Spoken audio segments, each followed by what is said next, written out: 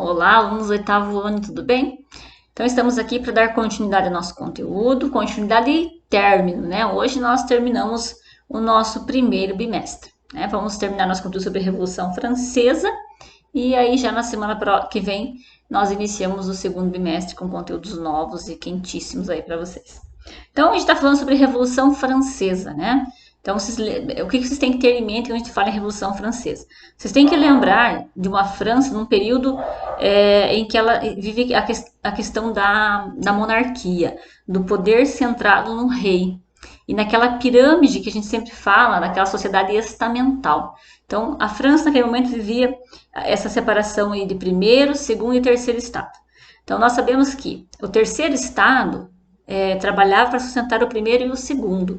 E o segundo estado ele tinha muitos privilégios, a chamada nobreza, em relação em tudo, né? A questão de impostos, de regalias, de favorecimentos, tudo ia para o segundo estado e quem pagava a conta era o terceiro. E é isso que vai causar aí esta Revolução Francesa. Nós temos que lembrar que nesse terceiro estado nós temos a burguesia, né, que os burgueses vão se fortalecer muito, e aí são esses burgueses que vão dar início a essa Revolução Francesa.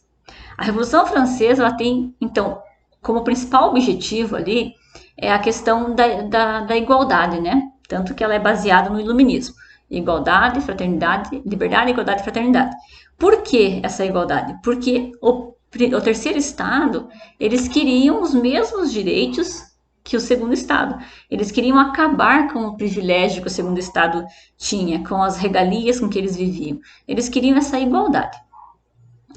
Dentro do terceiro estado vai haver uma separação ali também, surgindo ali três partidos, mas dois partidos que seriam lá os girondinos, que é formado pela alta burguesia, os jacobinos, formado pela baixa burguesia, e aí aparece também os sans-culottes, né? Os sans-culottes que se alinham aos jacobinos, que é o povo, que são os trabalhadores, o povo que não tem representatividade nenhuma dentro da política. E eles querem reivindicar seus direitos, então eles se aliam, jacobinos, e dentro desse terceiro estado, então eles ficam separados ali por girondinos e jacobinos.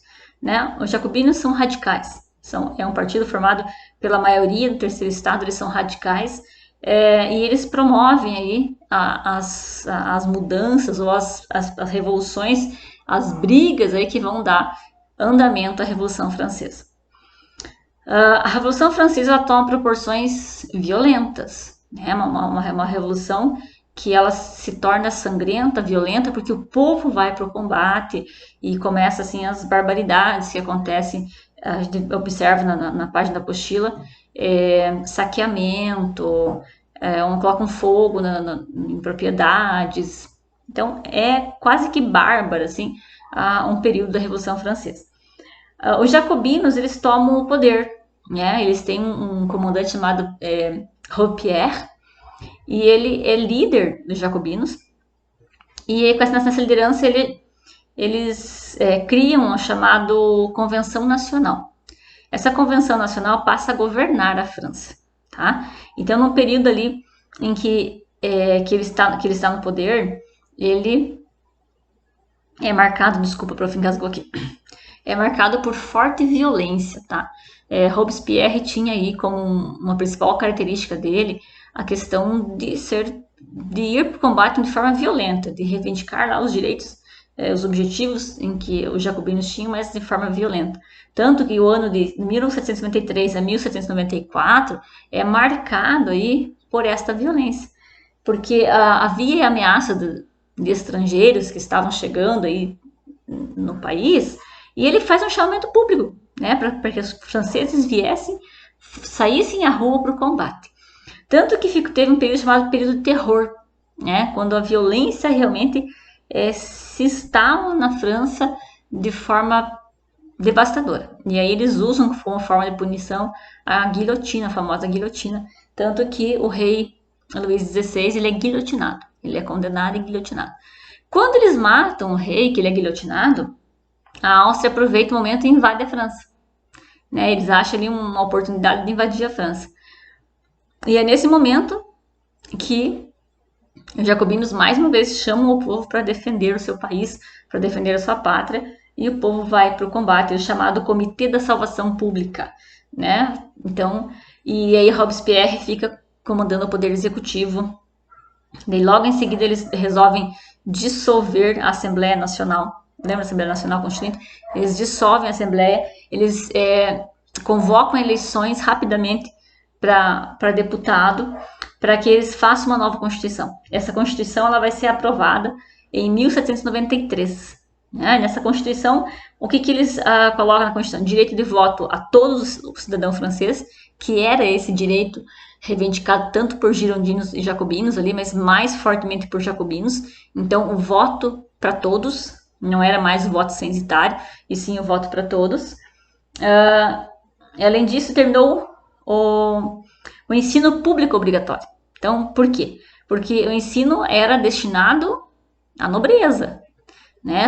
Os privilégios do ensino era para os filhos dos nobres. E a partir dessa Constituição de 1973, o ensino público é obrigatório para todo cidadão francês. Que mais ali? Uma coisa importante que lembrei. Eles confiscam os bens da nobreza. Então, nessa Constituição, eles acabam com os privilégios da nobreza, eles têm o direito de confiscar os bens da nobreza. E aí a coisa fica quente, né? Porque é o que o terceiro estado queria, mas mexe fortemente aí com a nobreza, que não vai ficar por isso mesmo, né? Vai tentar também reivindicar seus direitos aí. O tabelionato de preços, impostos progressivos, aposentadoria e ajuda social. Então, tudo isso aqui, todas essas questões, era o que a burguesia tinha de privilégios, eles retiram da burguesia também esses privilégios, entre outras questões sociais ali que são retiradas da nobreza, que é o que, desde o início da Revolução, eles queriam, tirar os privilégios da nobreza. Aí, essa Constituição republicana, que foi aprovada em 93, ela foi considerada, foi um motivo de mudar até o calendário. Então, a partir do momento que eles conseguiram aprovar essa Constituição, eles pensaram assim, viu, é uma nova era, é um novo tempo, então mudou, a França está vivendo, é como se virasse uma página, a partir dessa Constituição, a França está vivendo um outro capítulo, e isso merece mudanças radicais em tudo, inclusive no calendário. Então, o calendário francês foi reorganizado, e o ano 1 do calendário francês foi no dia da Constituição, foi considerado o ano 1 do calendário francês. A partir daquele dia, contava o seu calendário francês. Os nomes foram modificados, tudo em homenagem, lembrando as questões da Revolução aí, das estações do ano. Então, fica tudo a partir desta revolução, diante dos olhos da população francesa, que nós temos que pensar que 95% da população francesa pertencia ao terceiro estado, apenas 5% pertencia ao segundo e primeiro estado. Então, essa conquista, essa Constituição é uma conquista para a população da França, a população do povo mesmo, né, do terceiro estado. Mas acontece que essa revolução não vai acabar do jeito que os franceses sonham. Porque os jacobinos, dentro do próprio partido jacobino, vai começar a haver disputas. E aí, tudo que é um bloco sólido, começa a haver disputas ali, vai rachar. Né? Então, vai perder estabilidade. Então, isso vai prejudicar fortemente as conquistas aí que os jacobinos tinham conseguido em relação à Revolução Francesa. Devido a essa violência mesmo que eles acabaram impondo na sociedade. Tanto que o líder deles, Robespierre, ele vai ser preso e condenado pelos seus atos e ele vai ser guilhotinado, ironicamente, né? Quem puniu tanto com a guilhotina agora vai ser punido e guilhotinado. Então, essa é um dos desfechos da Revolução Francesa. Lá, para vocês, eu passei a questão, tinha um textinho para vocês lerem, né? E diz assim, em seguida discuto qual o significado da frase revolução estava devorando a si mesma. Então, corrijam lá quem já fez. Então, a violência imposta pelos jacobinos criava uma insegurança e estimulava a prática da delação. Os motivos para a condenação das pessoas eram torpes e as provas contra elas eram frágeis. A ideia de estabelecer um governo altamente repressivo visava conter movimentos contra-revolucionários, mas acabou atingindo a todos, inclusive jacobinos como Dalton, ou seja, a revolução estava devorando a si mesma. Então, essa violência, as pessoas eram condenadas sem prova alguma, né? Ou qualquer motivo, quando fala motivo torpe, é motivo sem embasamento, né? Deletou, eles acharam que deveria ser punido e a punição era a guilhotina. Então, essa violência imposta pelos jacobinos fez com que eles perdessem credibilidade, desestabilizou muito a questão da política dos jacobinos. E com isso, eles vão perder poder automaticamente e nós vamos ter o chamado diretório. O que é esse diretório? Então, esse período de terror, lá em 1794, os girondinos vão dar um golpe, né? Eles vão tirar os jacobinos do poder. Então, os jacobinos que ficaram por 4 anos no poder, agora eles vão perder o poder novamente para os girondinos. E esses girondinos, eles vão formar o chamado diretório, né? E ao formar esse diretório, eles vão cancelar a Constituição de 93, vai ser cancelada, e eles vão fazer uma nova Constituição, um novo modelo de Constituição. E nesse modelo de Constituição, eles vão formar o chamado consulado. Tá? Então, a partir de agora, quem vai governar a França são os cônsules, né? Primeiro são três cônsules, que é Napoleão Bonaparte, famoso Napoleão Bonaparte. Então, é aí que surge o Bonaparte. Então, a gente vai falar mais sobre ele. Então, é na Revolução Francesa que surge Napoleão Bonaparte.